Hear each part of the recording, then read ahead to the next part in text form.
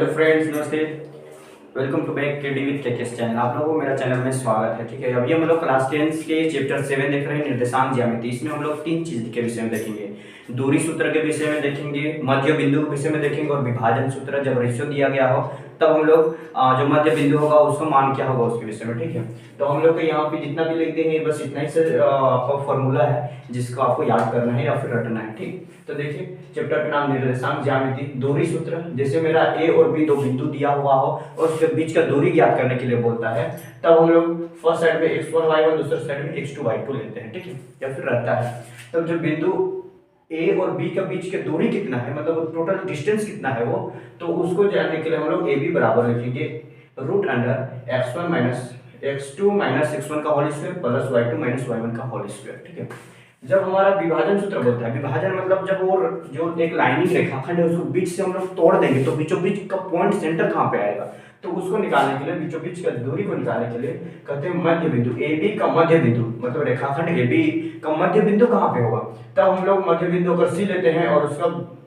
जो डिस्टेंस है मतलब जो वैल्यू है एक्स और वाई लेते हैं। तो एक्स का मान क्या होगा, वाई का मान क्या होगा, उसको निकालने के लिए तो मध्य बिंदु सी बराबर सी यानी कि सी बराबर एक्स वाई और एक्स का वैल्यू निकालने के लिए x बराबर x1 plus x1 plus x2 को 2 से भाग देंगे, मतलब दोनों को जोड़ के 2 से भाग देंगे तो उसका आधा निकलेगा। ठीक, और y का वैल्यू कैसे निकलेगा, y बराबर y1 प्लस y2 बट्टा में 2। ठीक, जस्ट लाइक आपको अगला है आपका इस तरह से दो बिंदु दिया हो, बीच का पॉइंट दिया हो और साथ में रेशियो दिया हो। रेशियो मतलब अनुपात में दिया हो कि आपका फर्स्ट साइड का जो x साइड का रेशियो m1 दिया हो और x2 मतलब इधर का रेशियो m2 दिया हो, इस टाइप से। ठीक है, जब रेशियो में दिया हो, यहाँ कह रहे हैं AB रेखाखंड को m1 अनुपात m2 यानी कि रेशियो में दिया हो, ठीक, के रूप में अगर विभाजित करती हो, के रूप में विभाजित करने पर निर्देशांक यानी कि जो मध्य बिंदु C होगा या फिर P भी ले सकते हैं। ठीक है आप, तो मध्य बिंदु C xy, मध्य बिंदु C xy का मान कैसे निकलेंगे, तो उसके लिए x बराबर होगा आपका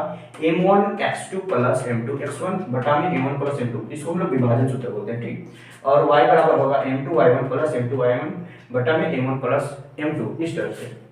तो यहाँ पे इमेज बना दी है, इसके लिए इमेज यहाँ बना दी। ठीक, अगला होता है हम लोग का त्रिभुज। जब एक त्रिभुज दिया गया हो और उसका 3 शीर्ष दिया हुआ हो और उसका क्षेत्रफल निकालने को होता है, तो ये वाला फॉर्मूला होता है 1/2 ब्रैकेट के अंदर में x1 और उसके अंदर में हो जाए y2 माइनस y3 प्लस में आपका x2 और y3 माइनस y1 प्लस में आपका x3 y1 माइनस y2, इस टाइप से। ठीक है, तो ये जितना भी है सारा को हम लोग बनाएंगे। ये वाला जो फॉर्मूला है सबसे इजी है, फॉर्मूला याद करने का जरूरत नहीं है। ठीक है, आप लोग को तरीका बताएंगे, आप लोग बिना फॉर्मूला को देखे अपने से बनाइएगा, मतलब फॉर्मेट के अनुसार से चुटकी में बनता है, सारा क्वेश्चन चुटकी में ही बनता है लगभग, ये सबको थोड़ा थोड़ा देखना होगा। ठीक, तो हमारे यहाँ तीन चीज इंपॉर्टेंट है, एक दूरी सूत्र के लिए आपको इसको याद करने की आवश्यकता है। ठीक, दूसरा चीज मध्य बिंदु बोलेगा तो ये वाला यूज करेंगे x बराबर x1 x2 बटा में 2 ये वाला, और जब आपका रेशियो में दिया हुआ है तब x बराबर m1 x2 plus m2 x1 बटा में m1 प्लस m2 ये वाला यूज करेंगे। ठीक, तो चलिए इससे रिलेटेड क्वेश्चन देखते हैं। कुछ स्टूडेंट्स का कमेंट्स था कि सर हमको जो विभाजन सूत्र है उसका रेशियो वाला क्वेश्चन है वो हमको समझ में नहीं आएगा। ठीक, तो जो क्वेश्चन के थे उसी को देखते हैं एक बार। जैसे यहाँ क्वेश्चन दिया हुआ है, उस बिंदु के निर्देशांक ज्ञात करें। निर्देशांक मतलब आपका x और y ज्ञात करना है। जो मध्य बिंदु C है उसका x और y का वैल्यू क्या होगा वो चीज। अब वो चीज कैसे निकालेंगे वो देखिए। जहां पे आपका जो बिंदु पहला बिंदु दिया है, दूसरा बिंदु को जोड़ने वाले के रेखाखंड, पहला बिंदु दूसरा बिंदु को जोड़ने वाले के रेखाखंड खींच दिए को आंतरिक रूप से 3:1 के रूप में विभाजित करती है, यानी कि रेशियो दिया हुआ है। रेशियो क्या दिया हुआ है, 3:1, यानी कि आपका यहाँ देखिए फर्स्ट साइड में x1 y1 होता है, यहाँ x1 y1, इधर आपका x2 y2। अब मान लेते हैं हम लोग एक बिंदु C को हम लोग क्या लेते हैं, वहाँ x और y लेते हैं। ठीक, और इधर वाला जो रेशियो बांटता है उसको क्या लेते हैं, m1 और m2 वही लेते हैं ना।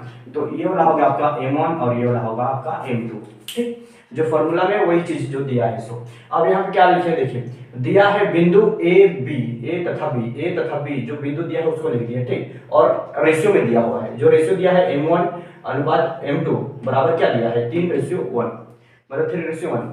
यहाँ पे जहां लिख लीजिएगा और मान लीजिए। और एक चीज कहा है, माना मध्य बिंदु या तो फिर निर्देशांक बिंदु, मध्य बिंदु यानी कि ए और बी के मध्य बिंदु या तो फिर सी के लिए निर्देशांक जो हमको ज्ञात करने बोला है वो चीज सी बराबर एक्स वाई मान लिए हैं, ठीक है।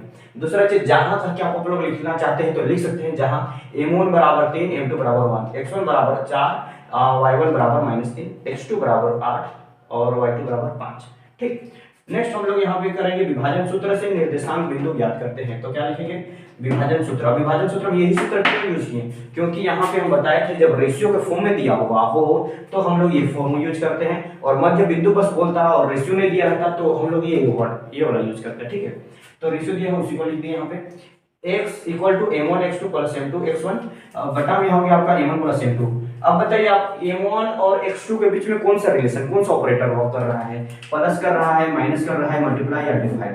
तो अगर वहां पे कोई शो नहीं कर रहा है और अलग अलग ऑपरेटर है, इसका मतलब वहां पे मल्टीप्लाई काम कर रहा है। मल्टीप्लाई मतलब गुना, तो हम लोग गुना करना है, m1 और x2 गुना हो रहा है, ठीक। m1 का मान को लिखते हैं, चलिए बना के आपको बताते हैं। यहाँ पे हम m1 का मान देखिए, m1 बराबर 3 है, 3 लिख दिए। यहाँ पे गुना करना है, गुना करो या तो फिर ब्रैकेट कीजिए, ठीक।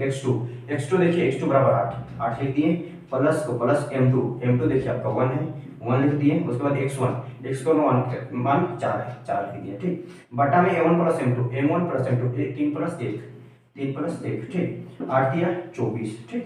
प्लस में 4 का 4, बटे में यहाँ है 3 और 1 4 हो गया, ठीक। ये 24 और 4 को जोड़ेंगे तो मेरा हो जाएगा 28। कितना हो जाएगा 28, बटे में यहाँ 4 है, 4 कर दिए, 4 का 4 4 7 28, यानी कि यहाँ x बराबर मेरा आ गया 7, 4 7 28, ये वाला 7 आ गया, ठीक है। वैसा ही y के लिए बनाते हैं, m1 है 3 कर दिए ओपन ब्रैकेट, y2 बराबर 5 है, 5 कर दिए, प्लस m2 देखिए 1 कर दिए, m2 बराबर 1। उसके बाद में y1 बराबर -3 कर दिए, ठीक। बटा में 1 प्लस m2 3 प्लस 1, ठीक। 5 या 15 हो गया। यहाँ प्लस और माइनस गुना होगा तो प्लस माइनस गुना होता है तो माइनस होता है, माइनस कर दिए, 3 का 3, बटे में 3 और 1 4, ठीक। ये 15 में 3 घटाएंगे तो मेरा हो जाता है 12, तो 12 बटा में 4 है, 4 का 4 4 3 12, तो मेरा आ गया 3, y बराबर 3। तो लास्ट में लिखेंगे अतः, क्या लिखेंगे हम लोग यहाँ पे, अतः निर्देशांक है ना, निर्देशांक बिंदु C यानी कि क्या, x, y, वही ना। निर्देशांक बिंदु C लिए हैं जहां x, y यानी कि x बराबर मेरा कितना आया, x बराबर मेरा इधर 7 आया है, y बराबर मेरा यहाँ पे, y बराबर यहाँ पे आया है 3। तो ये वाला हुआ मेरा फाइनल आंसर। C यानी निर्देशांक बिंदु C यानी कि x और y बराबर मेरा 3 7,3 आया, ये हुआ मेरा फाइनल आंसर। देखिए समझ में नहीं आया होगा तो आप लोग इस वीडियो को बार बार रिपीटेशन कीजिएगा। जब आप लोग बार बार रिपीटेशन कीजिएगा तो कंफर्म है कि आप लोग समझ में आ जाएगा, ठीक है। और इससे रिलेटेड जितने क्वेश्चन हैं आप लोग को जो समझ में नहीं आएगा आप लोग को व्हाट्सअप कर दीजिएगा, जिनके पास जो मेरे कॉन्टेक्ट में है वो।